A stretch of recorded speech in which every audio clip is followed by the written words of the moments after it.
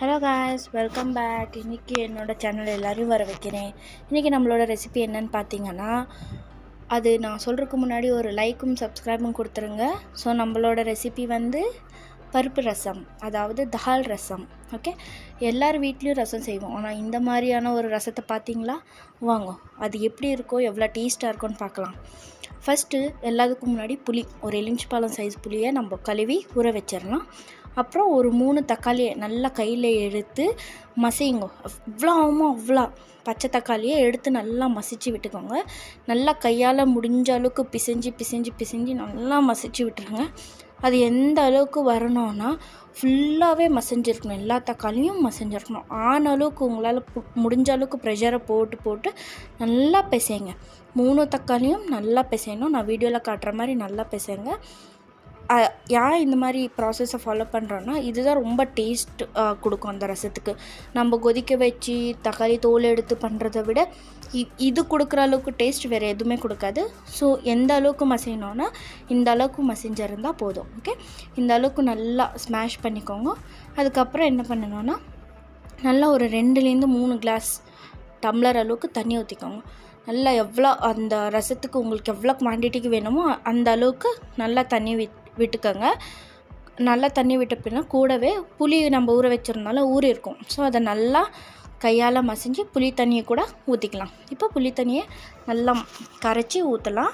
So புளி தண்ணியை ஊற்றிட்டு பார்த்துட்டு நீங்கள் தண்ணியை ஊற்றிக்கணும். ஏன்னா புளி தண்ணியும் நம்ம ஊற்றுறோன்றது நாக்க வச்சுக்கணும் ரசத்துக்கு. ஸோ இப்போ நல்லா புளி தண்ணியை கரைச்சி ஊற்றிட்டு அது கூடயே ஒரு 6 பல் பூண்டு, நீங்கள் பூண்டு நிறையா சாப்பிடுவீங்கன்னா ஒரு 6 பல் பூண்டை நல்லா இடித்து அதில் சேர்த்துக்கோங்க. நல்லா பூண்டை இடித்து சேர்த்துக்கிட்டு உங்களுக்கு எல்லாம் ஓகே, எனக்கு இந்த குவான்டிட்டி ஓகேன்னா ஓகே, இன்னும் கொஞ்சம் தண்ணி வேணும்னா கூட ஊற்றிக்கலாம், அது ப்ராப்ளம் இல்லை. இப்போது ஒரு சிட்டிக்கை கொஞ்சமாக மஞ்சத்தூள் போடலாம். ஒரே ஒரு சிட்டிக்கை இருக்கணும் மஞ்சத்தூள், இப்போ தான் போடணும் நம்ம. ஸோ இதெல்லாம் போட்ட பின்ன இப்போது இதை கேஸில் வச்சிடலாம். ஓகேவா? ஸ்டவ்வில் வச்சுட்டு கூட ரசத்துக்கு தேவையான மசாலா 1 டேபிள் ஸ்பூன் அளவுக்கு மிளகு, கூடவே 1 டேபிள் ஸ்பூன் அளவுக்கு சீரகம், ரெண்டுமே ஈக்குவல் குவான்டிட்டியில் எடுத்துக்கிட்டு நல்லா மிக்சியில் நைஸாக கிரைண்ட் பண்ணிக்கோங்க. பூண்டு உங்களால் இடித்து போட முடியலனாலும் மிக்சியில் அரைச்சி போடலாம். ஸோ இதுதான் கன்சிஸ்டன்சி. 3 அரைச்சி போடலாம், இல்லை அப்படியே கூட போடலாம். ஸோ இது 2 நல்லா அரைச்சி இப்போ நம்ம ஸ்டவ்வில் வச்சுருக்கிற ரசத்தில் போட்டுடலாம். இது போட்ட பின்னே 1 டேபிள் ஸ்பூன் அளவுக்கு உப்பு, தேவையான அளவு உப்பு, கூடவே கொஞ்சமாக ரசம் பவுடர். உங்கள்கிட்ட வீட்டில் அரைச்ச ரசம் பவுடர் இருந்தாலும் போடலாம், இல்லை பேக்கெட் ரசம் பவுடர் தான் இருக்குன்னா கூட 1 டேபிள் ஸ்பூன் அளவுக்கு ரசம் தூளை போடலாம். எல்லாத்தையும் போட்டுட்டு நல்லா ஒரு 2லேருந்து 3 நிமிஷம், அதுக்குள்ளே ரசம் கொதி வர ஸ்டார்ட் ஆகிடும். அது கொதி வர டைமுக்குள்ளே பார்த்து நம்ம ஆஃப் பண்ணிடணும். கொதிக்க விடக்கூடாது ரசத்தை. ரசத்தில் இருக்க மோஸ்ட் இம்பார்ட்டண்ட் பாயிண்ட் என்னென்னா ரசம் கொதிக்கக்கூடாது. ஸோ கைஸ், இப்போது நல்லா ரசம் சின்னதாக பொரியாக பொங்குற மாதிரியே இருக்கும். ஸோ அந்த பொங்குற ஸ்டேஜ் வந்தப்போ நம்ம ஆஃப் பண்ணிக்கணும்.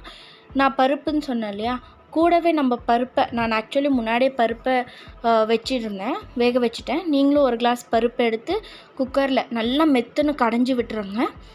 கரெக்டாக இந்த கொதிக்கிற டைம், பொரியாட்ட கொதிக்கிற டைம் வந்தப்போ அந்த பருப்பை ஊற்றிட்டு கேஸ் ஸ்லிம் பண்ணிவிடுங்க. ஸ்லிம் பண்ணிவிட்டு 2 மினிட்ஸ், ஜஸ்ட் 2 மினிட்ஸ் அந்த கொதி வரக்குள்ளே ஒரு சின்ன கரண்டியில், குழிக்கரண்டியோ இல்லை பாத்திரத்துலையோ எதுலேயோ 1 டேபிள் ஸ்பூன் எண்ணெயும், அப்புறம் கடுகு, சீரகம், கருவேப்பிலை, இது 3 தான் நம்ம திருமாறிட்டு அதில் போட்டு ஆஃப் பண்ணிட்டோன்னா அவ்வளோதான், ரசம் ரெடி ஆகிடும். ஒரே ஒரு சின்ன கொதி வந்த பின்னே ஆஃப் பண்ணிவிடுங்க. ஆஃப் பண்ணிவிட்டு நல்லா எல்லாம் போட்டு